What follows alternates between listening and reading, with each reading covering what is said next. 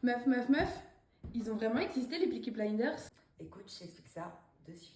Les Peaky Blinders arrivent dans les années 1890 à Birmingham. C'est un gang de jeunes hommes, souvent issus de la classe ouvrière. Leur signe distinctif, les casquettes plates, le costume ajusté et les foulards de soie. En gros, un vrai style pour impressionner la rue. La légende dit même qu'ils cousaient des lames de rasoir dans leurs casquettes pour être prêts à attaquer à tout moment. En réalité, c'est très douteux et c'est plus un mythe qu'autre chose, parce que les lames de sûreté n'arrivent qu'en 1908. Et ça coûte clairement trop cher pour des voyous de l'époque. Leur âge moyen, ils avaient entre 12 et 30 ans, donc assez large. Ils faisaient du racket, des paris illégaux, des bagarres de rue, mais pas de complot politique comme dans la série. Vers 1910, les Peaky Blinders disparaissent, remplacés par des gangs beaucoup plus puissants comme les Birmingham Boys de Billy Kimber, un vrai chef de gang qui lui avait réellement des connexions nationales. En fait, la série déplace l'action dans les années 20 pour coller à l'esthétique de l'entre-deux-guerres. Résultat, on a un peu un mélange entre la réalité et la fiction. Et d'ailleurs, Tom Shelby n'a jamais existé, mais encore une fois, bien sûr, le mythe est devenu plus fort que l'histoire.